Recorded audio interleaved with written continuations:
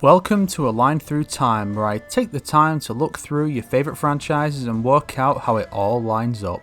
Before we proceed with how MK11 affects the timeline we established previously, I need to acknowledge a few omissions and error macros from the previous video. First, and most prominently, I made a mistake in the discussion of MK Mythologies. I said that it's set a year before MK1, but Scorpion says in the MK1 prequel comic that he was killed 2 years ago. This places Mythologies in 1990, not 1991. On the subject of the adventure game, Special Forces, before the departure of John Tobias and the game's radical restructuring, was apparently intended to come right before MK1, possibly leading directly into it. But, as I explained in the episode on Special Forces, that doesn't really work, so I moved it to in between MK2 and 3. The MKX comic also has Kotal Khan claimed to have been at war with Melina for 10 years, even though his coup only happened 5 years prior to the game. It's game versus comic, but also text versus dialogue, so I don't know which one should be taken more seriously. As such, I'm not going to bother trying to decide.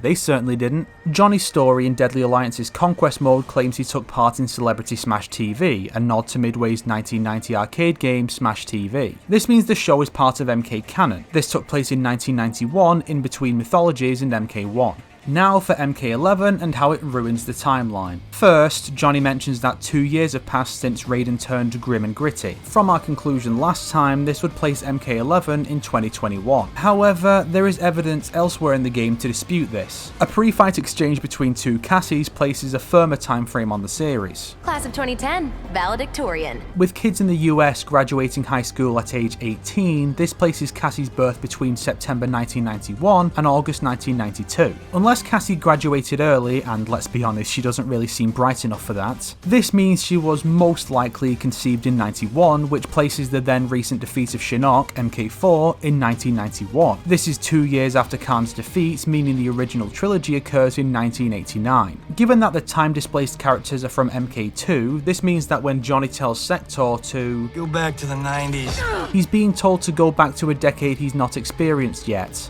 Lovely. I guess we have to weigh up the specific year given by Cassie in non-canon pre-fight dialogue versus canonical story dialogue that could be Johnny fucking up. Wouldn't be the first time he's gotten dates wrong after all. I'll assume Johnny was right though and stick with my original time frame. Makes a hell of a lot more sense that way. In chapter 1, Sonya gives a speech about how the SF has been Earthrealm's primary defense force for 25 years. If we assume this time span began with the Outworld invasion, then take away the 2 years between that and the Netherrealm invasion, then the 2 years between MKX and MK11, that means Netherrealm has settled on the time skip in MKX being 21 years, not 25, even if 25 makes a lot more sense for Cassie to have the position she has. So let's assume the SF came into such prominence 2 years after Shinnok's invasion, because I can't be arsed dealing with such short-sighted claims. More pressingly, the game reveals that there have been many more timelines than the two we've seen, depicted with quick shots of a number of identical fights between Raiden and Liu Kang, largely only differentiated by location and the favourite colours of the two. The potential implication of this is that everything is canon. Every spin-off, movie, TV show, comic, and even the Jeff Rovin novel could all fit in the canon as alternate timelines that existed prior to the current one. Of course, depicting that would have been a lot cooler than Red Raiden vs Yellow Liu Kang. After all, the movie universe can't get much more tainted by being included, and Defenders of the Realm would certainly fit with Netherrealm's current policy of no boobs allowed.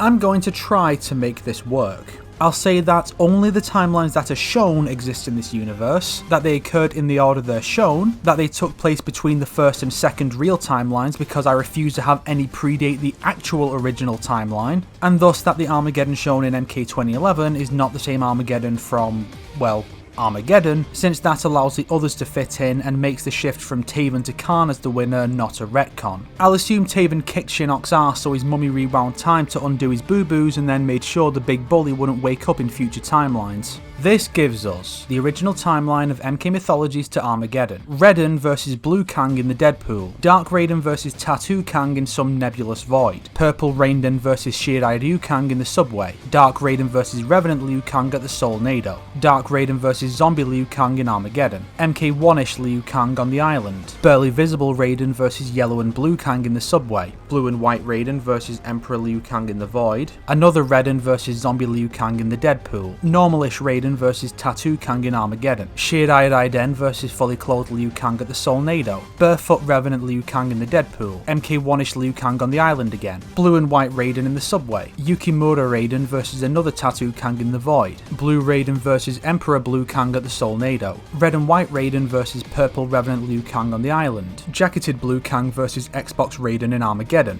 MK2011's intro, MK2011 to MK11, the new era. Before this game, we were on timeline number 2, and now we're dawning on number 22. We are officially on the storytelling level of the Endless 8 from Haruhi Suzumiya. Lovely. I'm not going to summarise the overall plot this time because with Kronika and the Titans, Devora killing Jared, and all the costume changes and other such retcons, it's hard to tell what's supposed to be a result of Kronika resetting the timeline and what's just NetherRealm's bad continuity. God, this series needs a hard reboot.